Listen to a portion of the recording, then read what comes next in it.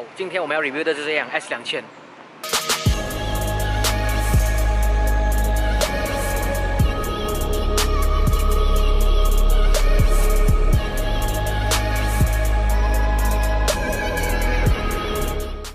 嗨，大家好，所以今天我要 review 的就是一辆 Honda 的 S2000。Honda 这个公司是很少会出后驱车的，因为他们多数都是做全驱车为主。我所记得 Honda 之前重新在60年代出过 S600，过后有一个 S800，那两辆也是后驱车，过后他们就停产了很久，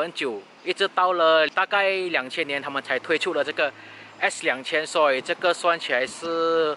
没错的话是本田第3代的后驱车。然后这辆 S2000也是蛮 rare 的车，所以在马来西亚也是比较少见的一种日系跑车。然后很幸运的，这辆是那个车主本身从日本运进来，所以这辆车还算是蛮原装的一辆 S2000，所以绝对是可以拿来做很好的底线测试，就是测试看它的原装的性能到底是如何。首先，我们就先来看看它的引擎室内的东西。是你们所可以看到的，这辆是 AP1， 就是第一期的 S2000， 所以这辆是搭配了 F20C， 就是 2.0 的 VTEC 引擎，而且这个 F20C 是有史以来4个cylinder 2.0 NA 引擎里面最高马力的一粒引擎，所以这个是它一个蛮特别而且是蛮出名的地方，就是在这里。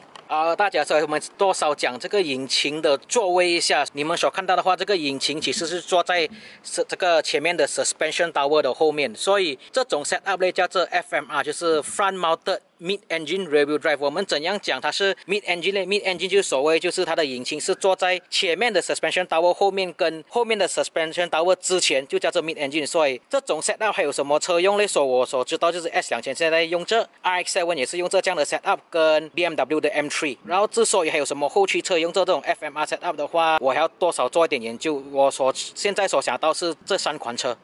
这个就是我喜欢 S2000 的一样东西，就是它的室内的 interior 都蛮简单，但是又实际。因为你所需要的东西，比如调校冷气什么之类的东西，全部都只不过在方向盘旁边而已，所以全部东西都在方向盘的2边而已，所以变成你驾这车你要做什么调校都很简单，你的手不用讲移到很远移到 center console 那里去调校任何的东西。好了，现在废话不多说，因为我自己也很兴奋，很想开看这辆车到底是如何，所以现在我们就上路吧。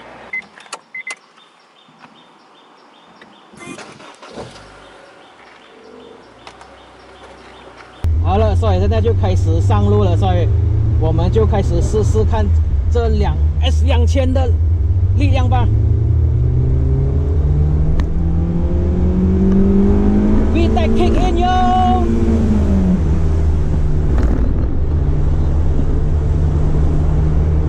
这辆车暂时我转弯会比较慢一些，因为车主现在后面只用这205的轮胎，他故意把轮胎放小一点，因为车主要试试看一些漂移的感觉，所以我也不会怎样把它加得太过快，因为我也不要出事，因为这辆车真的是很贵，不要开玩笑。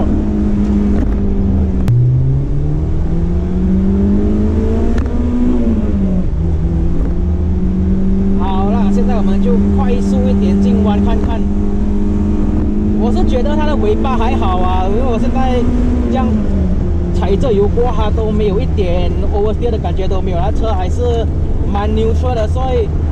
我驾过好几辆 Honda 的车，所以我发现到 Honda 的车有一个共同点，就是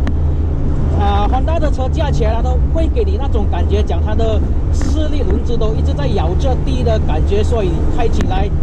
都给你那种蛮有信心的感觉。还好就是虽然车主讲换了小点轮胎它会比较 over 一点，但是目前我驾起来的感觉都还好，都是很 neutral 的感觉。现在车主跟我讲是他有做过 alignment， 但是 alignment 全部都是做回原装 S2000 原厂的设定。这辆车真的是很好驾，因为东西全部都原厂，alignment 也原厂，只不过是换了一个避震器。这辆车的操作性真的是出乎我想象我一路来来都觉得 i7，我都很喜欢 i7的操作性，这辆绝对不会输，甚至可能还会更好。它原装的刹车能力也是非常的足够。这个我是绝对很喜欢这辆车，因为这个是我第一次有史以来 review 一辆车，我竟然拿来驾第2圈。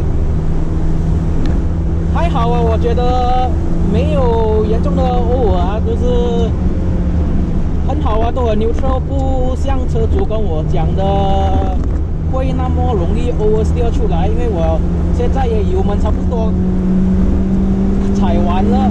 过弯都还好啊，都很 neutral， 我真的很喜欢啊这辆车。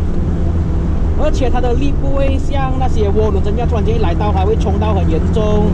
它都来得蛮顺，所以开起来很好开啊。虽然它没有讲很凶的冲力，但是因为就是这样变成你在转弯处，你可以其实踩更大的油，可以过得更快。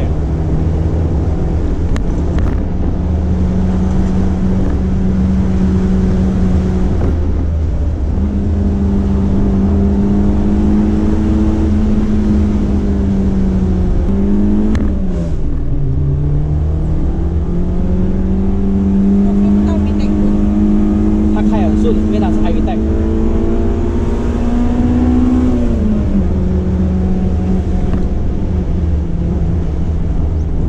Damn, I love this car! Woohoo! 车主要便宜卖我吗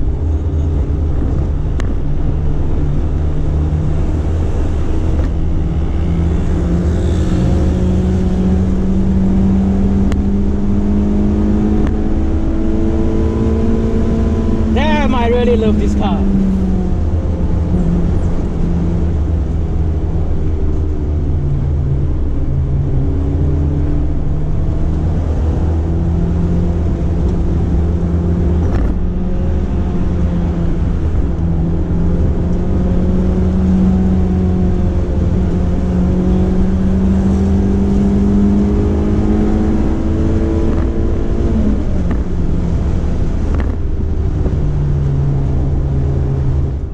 所以现在就让我补拍一下，因为刚才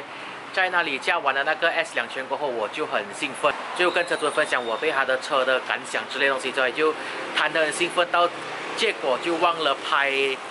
那个尾端的影片，所以现在只好补拍。我刚才驾完了那个 S2000过后，就那个感觉就是一路来我很想要的后驱车的那种感觉，而且它是在原装的状况中就很好驾了。力度方面我是觉得还可以再进步，但是我相信啊，那个就是因为那辆车还蛮原装的关系吧，因为在高转的时候我是觉得那个引擎有点比较难呼吸的感觉，所以这个可能是因为它原装的 airbox 之类有一点的 restriction 的关系，但是我相信做一些很微小的改进，那辆车就会变得很好驾的一辆车，就算是拿去10磅跑的话都很好驾，不需要怎样讲大改之类的东西。所以这个小前的影片就到此为止。好的，所以如果你们喜欢这个影片的话，请记得给它一个赞，也别忘了把你们的留言放在以下留言箱，跟别忘了把这个影片给分享出去，然后还记得要订阅我的 YouTube channel。我们下一集再见。